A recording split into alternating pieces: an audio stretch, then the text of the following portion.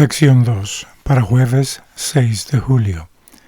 El Espíritu Santo, sello y anticipo.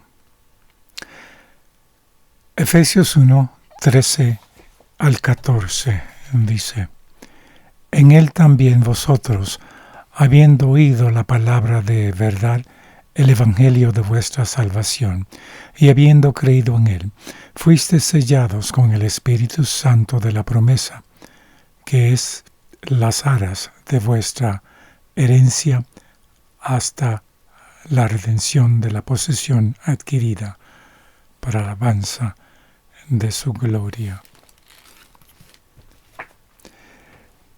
En estos versículos, Pablo relata brevemente la historia de conversión de sus lectores. ¿Cuáles son los pasos en esa historia? Al explorar la importancia del Espíritu Santo en la vida de los creyentes, Pablo utiliza dos imágenes o metáforas para el Espíritu. En primer lugar, describe al Espíritu Santo como un sello. Al identificar la presencia del Espíritu como un sellado que se efectúa desde el momento de la conversión. En la antigüedad, los sellos se usaban para una amplia variedad de funciones, para autenticar copias de leyes y acuerdos, para validar la excelencia o la cantidad del contenido de un recipiente, vean Ezequiel 28:12, o para atestiguar transacciones, vean Jeremías 32:10 al 14. Para cartas o contratos, primer libro de Reyes 21:8. Y testamentos y adopciones. Impreso en un objeto, un sello indicaba propiedad y protección. La presencia del Espíritu Santo en la vida marca a los creyentes como pertenecientes a Dios y transmite la promesa de Dios de protegerlos. Han sido sellados con el Espíritu Santo prometido. Del autor Jiri Moskala escribe en The Journal of the Adventist Theological Society 28, number 1, page 95, página 95, dice: Pablo indica claramente que cuando alguien le da su vida a Jesús y cree en el Espíritu Santo, el Espíritu Santo sella a ese creyente en Cristo para el día de la redención. ¡Qué verdad maravillosa, liberadora y tranquilizadora! El Espíritu de Dios marca a los seguidores de Cristo con el sello de la salvación cuando creen por primera vez. La segunda imagen que utiliza Pablo para el Espíritu Santo es la de garantía. El Espíritu Santo es la garantía de nuestra herencia, que señala hacia el momento en que la herencia se entregará en su totalidad. Vean 2 Corintios 1, 22 y 5:5.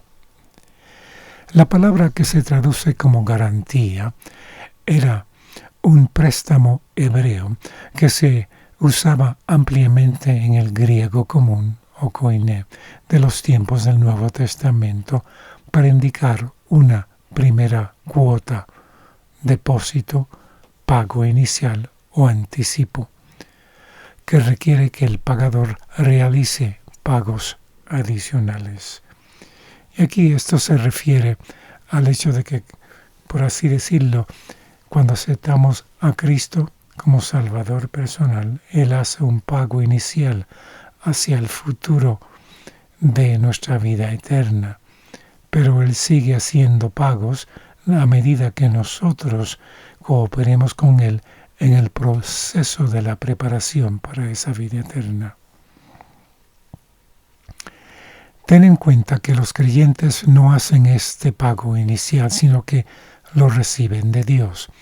Dice Pablo que la entrañable presencia del Espíritu Santo en la vida de los creyentes es un anticipo de la herencia plena de salvación y redención que recibirán con la venida de Cristo en el futuro. O sea, acuérdense que la Biblia no enseña una vez salvo, una vez tengas la promesa de la vida eterna, no habla de siempre salvo o que siempre tendrás esa vida eterna en el trayecto de tu profesión. Todo depende de cómo cooperamos con Dios en este proceso. Nuestro trabajo es recibir con un corazón agradecido y sumiso lo que se nos ha ofrecido en Cristo Jesús. Vamos al comentario adventista del séptimo día, el volumen 6. En la exposición de estos versículos, especialmente el 13 y 14, cuando habla de la palabra de la verdad, dice el comentario: la palabra de verdad se define aquí como el evangelio de vuestra salvación. Romanos 1:16. Se nos insta a tomar en serio esta palabra, a recibirla con humildad y con fe, porque es el medio para obtener la vida eterna. Hablando que al recibir la palabra de la verdad de nuestra salvación, o sea, del rescate de la penalidad del pecado, entonces este es el proceso y el comienzo para el medio de recibir la vida eterna. El versículo 14, que habla de las aras del Espíritu Santo, la idea general de este pasaje es que el Espíritu Santo había sido prometido en la palabra de Dios, y cuando los creyentes aceptaron esa palabra, recibieron el Espíritu Santo y fueron sellados. Este sellamiento es a su vez una garantía adicional del cumplimiento final de todas las promesas divinas hechas al hombre. Sigue el comentario hablando de la redención.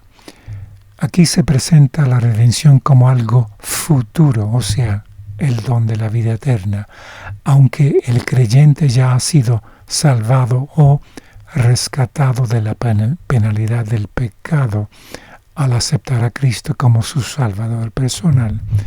Aunque aún esperemos ser completamente liberados del pecado y de sus consecuencias, pues hay una gloria que se revelará en el futuro. Dice que los santos anticipan la posesión futura de la cual el Espíritu Santo es las arras. Del libro El Ministerio de Curación, página 24 y 25, dice: Dios puede emplear a cada alma a la medida en que pueda poner su espíritu en el templo del alma. Aceptará la obra que refleje su imagen. Sus discípulos han de llevar como credenciales ante el mundo las indelebles características de sus principios inmortales. O sea, Dios acepta al cristiano después de otorgarle el perdón de sus pecados. Aceptará la obra en su vida que refleje su imagen.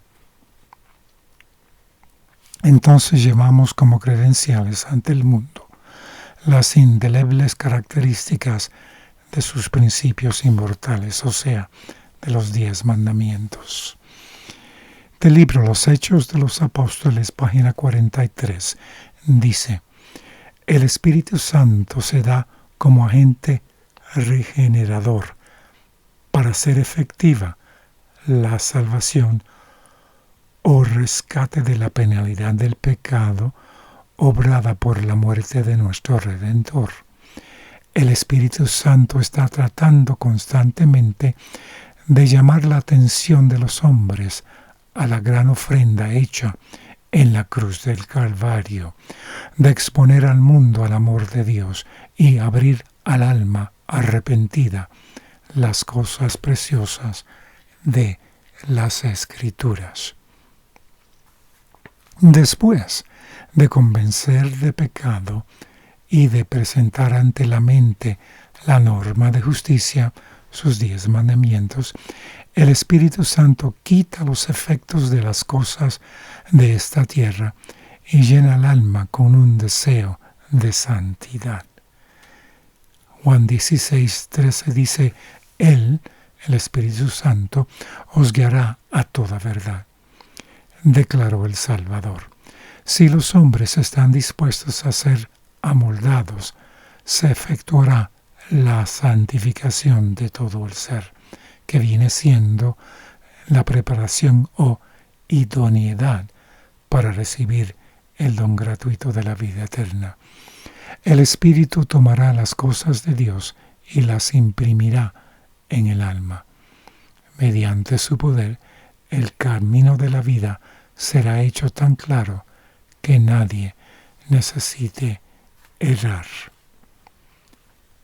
Que tengan un día muy bendecido al meditar en la obra del Espíritu Santo, en su sellamiento hacia la herencia futura de la vida eterna y también el anticipo de tal vida eterna, siempre y cuando nosotros cooperemos con Él en el proceso de la santificación al ejercer arrepentimiento verdadero con respecto a los pecados de nuestra vida y al cooperar con Él en dirigir nuestra actitud, decisión mental hacia obedecer los 10 mandamientos y así esperar el poder divino en conjunto con el esfuerzo humano para vivir los 10 mandamientos y ser transformados por Él a su imagen y como consecuencia ser